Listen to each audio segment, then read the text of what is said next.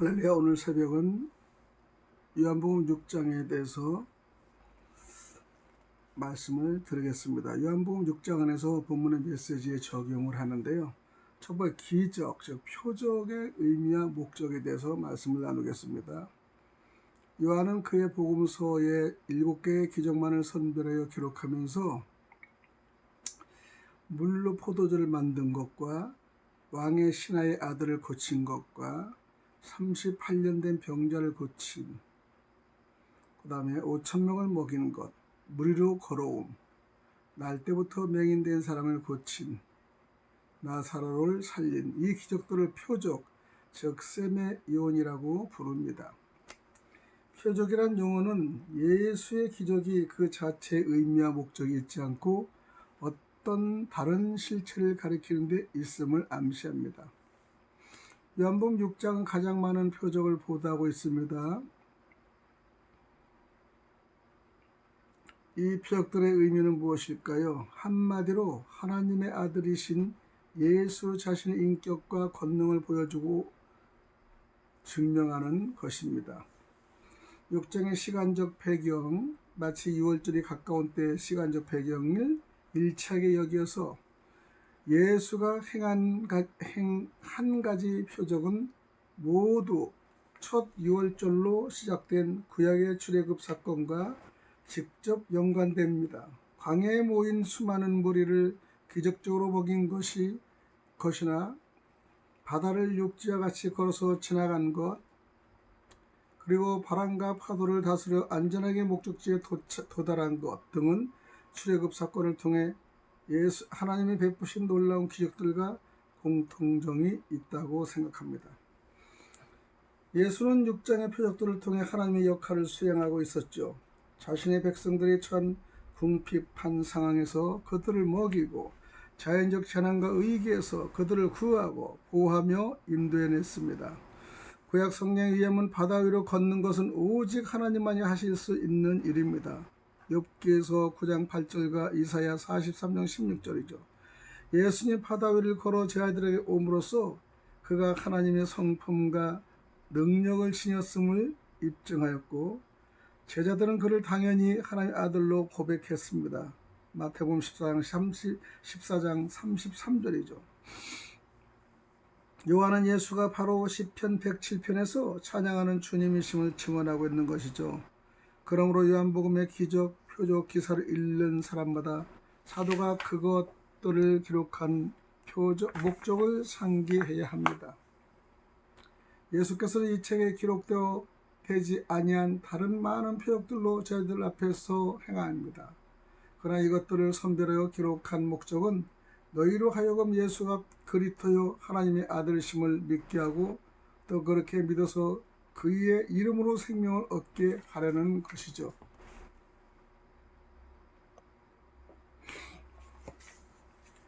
두 번째는 인간의 빵 문제와 하나님의 해결책에 대해서 말씀을 나눕니다. 예수 앞에 모여든 갈릴리의 유대 군중은 시대를 초월한 온 인류의 절실한 소유의 문제를 대변하고 있습니다. 인간에게 빵 문제는 생존을 위하여 기본 요건임에도 불구하고요, 타락 이후의 자연 환경은 더 이상 그 요건을 보장해 주지는 않았습니다. 따라서 인간은 이 문제를 해결하기 위해 시족과 부족 사회를 이루고 나라를 만들었죠. 그리고 배부르고 등 따뜻하게 해줄 인물을 그들의 지도자의 왕으로 세웠습니다. 그러므로 오병이의 기적을 현장에서 목격한 유대 군중이 예수를 억지로 붙들어 왕 삼으려 했다. 15절. 이 처사는 인간적으로 볼 때 지극히 당연한 것이죠. 그들은 그 기적에서 보인 예수의 능력이라면은 등이 외세의 노마를 몰아내고 대차전 땅에 하나님의 나라를 세우고 이스라엘의 태평성대를 누리게 할 수 있다고 확신했을 것입니다. 보리빵과 말린 생선을 배불리 얻어먹은 그들은 예수에게 찾아 모세의 만나 같은 또 다른 기적을 요구한 것이죠. 그러나 예수의 관심사는 그들과 전혀 다릅니다. 예수는 하나님께서 보내신 자로서 그분의 뜻을 이루는 일에만 치중했던 것입니다. 사람들이 우선적으로 해야 할 하나님의 일이란 그분이 보내신 자를 믿는 것. 요한복음 6장 28절 29절 또한 예수를 보내신 하나님의 뜻은 바로 그에게 주신 사람들을 그가 하나도 잃어버리지 않고 마지막 날에 모두 살리는 것입니다. 요한복음 39절입니다. 현실의 생존을 위해 시급한 빵이 뭡니까? 해방, 평화, 안정을 뜻하는 것이죠. 이 시급한 빵 문제를 정치적 방식으로 해결해 보려는 군중에게 예수 난데없이 믿음과 영생을 강조한 것이죠. 군중이 요구하는 모세의 만남, 원래는 하나님께서 사람이 빵으로만 사는 것이 아니라 여호와의 입에서 나온 모든 말씀으로 사는 줄을 알게 하려고 하신 것이죠. 신명기 8장 3절과 마태복음 4장 4절을 얘기합니다. 그 기적의 음식 만나도 결국은 사람을 살리지 못한 썩을 양식에 불과했지 않습니까? 예수가 줄 하늘에서 내려온 생명의 빵, 사람들에게 꼭 필요한 영생에 이르는 양식이라고 하죠. 예수가 줄 빵은 다름 아닌 그 자신의 살과 피로써 그가 세상으로 하여금 멸망의 심판에 이르지 않고 영생의 구원을 얻도록 세상죄를 진 유월절의 어린 양이 되어 십자가에 찢기고 피 흘려야 할 것입니다. 예수가 자각한 사명은 바로 이러한 대속의 죽음을 통해 세상의 구원을 가져오고 그의 살과 피를 먹고 마시는 사람들, 즉 그를 대속의 구주로 믿는 사람들을 마지막에 살리는 것입니다. 예수가 보여준 인간의 우선적 과제는 빵의 문제가 아니라 죄로 인한 죽음의 문제를 해결하는 것이었습니다. 물론 그도 육신을 지닌 사람들에게 빵이 없어서는 안 될 것을 알게 제자들에게 가르친 모범 기도에서 오늘 우리에게 필요한 빵을 주셨고 마태복음 6장 11절의 말을 강구를 포함시킨 거 아니겠습니까? 그러나 제자들의 빵보다 앞서 구해야 할 것은 바로 아버지의 뜻이 하늘에서 이루어진 것 같이 땅에서 이루어지게 하옵소서. 마태복음 6장 10절입니다. 이 우선순위는 누구보다도 먼저 예수 자신이 실천하며 살았던 것이죠. 언젠가 그는 사마리아 수가성에서 음식을 구해온 제자들에게 내게는 너희가 알지 못하는 먹을 양식이 있다고 말해 그들을 어리둥절하게 만들었습니다. 그러면 나의 양식은 나를 보내신 분의 뜻을 행하고 그분의 일을 이루는 것이라고 요한복음 4장 33절에 설명하며 예수님이 우선순위를 그의 제자들에게 가르치신 것입니다. 너희는 무엇을 먹을까? 무엇을 마실까? 무엇을 입을까? 하고 걱정하지 말아라는 것이죠. 이 모든 것은 이방 사람이 구하는 것이요 너희 하늘 아버지께서는 이 모든 것이 너희에게 필요하다는 것을 아신다라는 것입니다. 너희는 먼저 그의 나라와 의를 구하라는 것입니다. 그러면 이 모든 것을 너희에게 더하여 주실 것이다. 마태복음 6장 31절과 33절입니다. 공중의 새들과 들판의 이름 없는 꽃들을 창조하신 하나님의 아들을 먹이고 입히시는 것이 당연한 사실이라면 하물며 그들보다 훨씬 더 존귀하게 하나님의 형상대로 지음받은 너희를 하나님이 돌보실 것은 더 확실한 일이 아닌가? 마태복음 6장 26절 30절에 말하는 거예요. 이러한 우선순위를 따라 살 수 있는 사람들은 하나님을 아버지라고 부르는 자들입니다.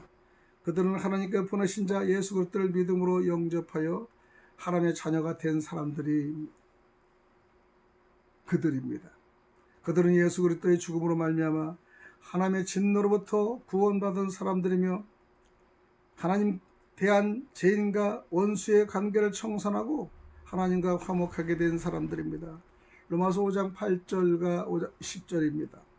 그들만이 비로소 하늘에 계신 아버지께서 그들 자신을 존귀하게 지으셨으며 소중하게 보살피고 계심을 확신하고 있습니다. 그러나 하나님과 관계없이 사는 이방 사람들은요, 언제나 목숨을 부지하려고 무엇을 먹을까 무엇을 마실까 걱정하고 몸을 보호하려고 무엇을 입을까 염려하는 당연합니다. 그들은 마치 목숨보다 음식이 더 소중하고 몸보다 옷이 더 소중한 것처럼 그것들에 지나친 관심을 쏟으며 살아가고 있지 않습니까? 현실 생활에 관한 이들의 관심은 사실상 생존하기 위한 기본적 요소를 만족시키는 데 그치지 않고요. 그들의 삶을 더 풍족하고 보사스럽게 향유하기 위해 끊임없이 증대합니다.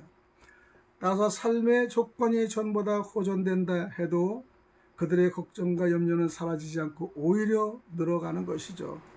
빵이 상징한 인간의 모든 현재적 요소와 소유와 그것을 충족시키는 모든 노력은 썩을 양식을 위한 일과 수고뿐이라는 것을 깨우쳐야 됩니다. 오로지 인간은 자신이 빵으로만 사는 존재가 아님을 깨달아야 한다는 것이죠. 먼저 성령으로 거듭남으로써 눈에 보이는 모든 세계가 하나님의 말씀으로 지어진 줄을 알아야 됩니다. 히브리서 11장 3절이죠. 생명의 근원 되신 창조주 하나님께 돌아가야 합니다. 그분이 보내신 생명의 빵 예수 그리스도를 믿고 즉 우리의 죄를 위하여 죽으신 예수 그리스도의 살과 피를 먹습니다. 제3을 얻어 영원한 생명을 선물로 받아야 합니다. 이 생명은 그리스도가 재림하실 마지막 날에 그가 우리를 다시 살리심으로써 영광 중에 나타날 것이다 라는 것이죠. 골로새서 3장 4절이죠. 빌립보서 3장 20절과 21절입니다. 믿음으로 거듭나 하나님 아버지 자녀의 관계를 맺게 된 사람만이 그분의 돌보심을 확신할 수 있고요. 현세 빵 문제에 대한 걱정과 염려에서 해방되어 그분의 뜻을 이루며 살 수 있다는 것입니다. 진실로 그분의 약속대로 하나님의 나라와 의를 우선적으로 구하며 사는 자녀들은요, 그들에게 날마다 필요한 빵을 더하여 주시는 하늘 아버지의 은혜로운 손길을 체험하게 됩니다. 세 번째는요, 인간의 주권과 인간의 책임에 대해서 말씀을 드리는데, 요한복음 전체를 관통하고 있는 하나님의 주권 사상은 6장 곳곳에서 나타납니다. 예수는 하나님께서 인치시고 보내신 자입니다. 세상에 생명을 주기 위해 하늘부터 내려오신 생명의 빵이시기도 합니다. 예수가 하늘에서 내려온 목적은 자기의 뜻이 아니라 그를 보내신 하나님 뜻을 행하기 위해서였습니다. 예수는 자기에게 오는 자마다 결코 줄이지 않을 것이며 자기를 믿는 자마다 영원히 목마르지 않을 것이다 라고 초청하며 아버지의 뜻은 아들을 보고 믿는 자마다 영생을 얻는 것이다 라고 요한복음 6장 40절에 말씀하십니다. 그러나 예수는요, 유대인 군중 가운데서뿐 아니라 심지어 그의 제자 무리 가운데서 자기를 믿지 않는 사람들이 있으리라는 사실을 알고 있었고요. 그 이유를 나를 보내신 아버지에서 이끌지 아니하시면 아무도 내게 올 수 없다라고 합니다. 그러므로 예수는 궁중의 불신과 제자들의 이변에도 낙심하진 않았다는 것이죠. 오히려 그의 사명을 하나님이 그에게 주신 사람들을 하나도 잃어버리지 않고 마지막 날에 다시 살리는 것으로 한정됩니다. 예수는 하나님의 자기에게 주신 자들을 자기를 불신하는 세상과 구별해서 말씀합니다.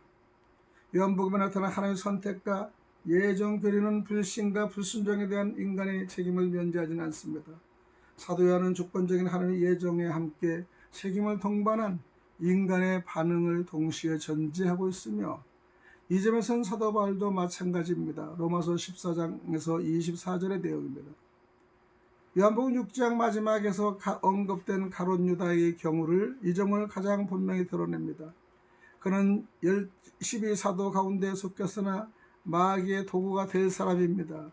13장을 요한복음 보면 6월절 만찬 이전에 마귀는 벌써 유다의 마음에 예수를 팔려는 생각을 넣었고 유다는 그 악한 생각을 즐거운 마음에 품고 있었다는 것이죠. 그러나 예수는 다른 제자들과 똑같이 유다를 사랑하며 그의 발을 씻어주고 빵 조각을 건네주었습니다. 또한 여러 번 유다의 행위를 직접적으로 암시적으로 경고도 했습니다. 하지만 유다는 예수가 적셔서 주는 빵 조각을 받아 먹은 후 즉시 마귀의 뜻을 따르기로 결심합니다. 사단이 승리한 후에도 유다는 단지 사단의 조종을 받는 꼭두가시가 아니었습니다. 예수는 유다를 그의 행동의 주제로 간주하며 내가 하고자 하는 일을 어서 하여라 라고 하지 않았습니까? 유다는 그 말을 듣고 즉시 그 일을 수행하기 위해 밖으로 나간 것을 30절에 볼 수 있습니다. 여기서 유다의 배반 행위는요, 분명히 그가 자신의 뜻에 따라 능동적으로 결정하고 일련의 과정을 통하여 계속 수행한 일로 나타납니다. 그러므로 그는 자신의 행위에 대해 책임이 있습니다. 사도행전 1장 25절입니다. 그러나 요한은 이러한 유다의 행위가 구약 성경에 예언된 바를 이룬 것으로 증언합니다. 이 사실은 유다의 악한 행위조차 하나님의 궁극적인 주권과 제한 안에 있었음을 분명히 가르치시는 겁니다. 요한은 인간의 악한 행위 배후에도 하나님의 주권을 전제하고 있는 것이죠. 그러나 그에게 하나님의 주권은 인간의 책임성을 경감시키지 않는 동시에 하나님의 존재가 결코 손상되지 않음을 신비로운 방식으로 일을 이루어진 것입니다. 유다는 사탄이 그를 이용하는 동안에도 자신의 행동에 책임을 지고 있었던 것이죠. 그러나 유다의 사탄 후에는요, 만유보다 크신 하나님이 계셔서 당신의 뜻을 성취한 사실을 알아야 됩니다. 그러면 하나님의 선택 교리에서요, 우리가 지혜에 적용해야 할 내용은 무엇일까요? 우리가 예수 그리스도를 알고 믿게 된 것이 오로지 하나님의 은혜의 결과임을 인정해야 합니다. 우리의 구원은 하나님의 자유로운 뜻과 계획에서 시작된 것이죠. 그러나 시간을 초월한 하나님의 예정은 시간 안에서 인간의 책임을 동반해서 이루어져 나갑니다. 성경은 인간의 책임에 호소하면서요, 우리에게 나의 마음을 강팍해 하지 말라라고 명령합니다. 히브리서 3장 8절 13절입니다. 시편 95편의 8절입니다. 어거스틴은 본문 요한복음 44절을 다음같이 적용합니다. 너는 아직 이끌림을 받지 못했는가? 내가 이끌림 받기를 기도하라. 우리는 내가 택함을 받은 사람인가? 버림을 받은 사람인가를 물으면서 하나님의 예정과 그분의 영원한 계획을 알아낼 도리가 없다는 것이죠. 다만 주 예수를 믿고 그에게 순종해야 합니다. 그의 말씀에 대해 우리 안에 계신 성령에 대해 우리의 마음을 스스로 강팍해 하지 않아야 합니다. 이로써 우리는 나 자신에 대한 하나님의 택하심을 알고 또한 굳게 우리가 할 수 있습니다. 데살로니가 전서 1장 2절에서 5절을 인용하시기 바랍니다.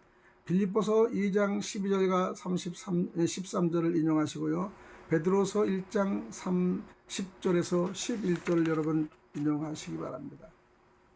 우리의 모든 문제는 하나님의 결핍된 마음으로 우리는 결정합니다. 은혜 없이는 우리는 이룰 수가 없다는 것이에요. 모든 것은 성경의 원칙대로 이루어지지만 우리는 이방인으로서 예수님을 확실히 믿고 전능자인 그분의 의의 영광에 영광된 길로 우리가 가야 되지 않습니까? 요한복음 6장에 이뤄지는 이 시사적인 사건은요, 우리가 곱게 깨달으며 우리의 의지가 꼭 필요합니다.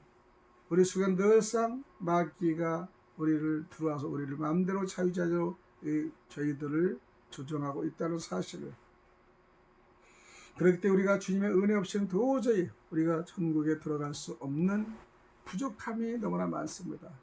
그러나 주님은 저희들이 끝까지 사랑하며 가룟 유다같이 행실을 하기 위해 끝까지 사람의 공유한 이 모습을 동일한 사랑을 주신 것 사실입니다.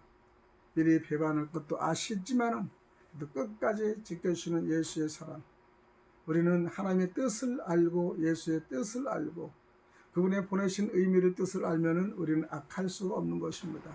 선한 마음으로 예수의 마음과 하나가 되어 정말 떡과 썩을 이 양식으로 해서 싸우는 것이 아니라 영원한 생명의 양식으로 해서 우리가 함께하는 저와 여러분이 되시기를 간절히 축원드리겠습니다. 할렐루야. 오늘 여기까지 말씀을 드리겠습니다.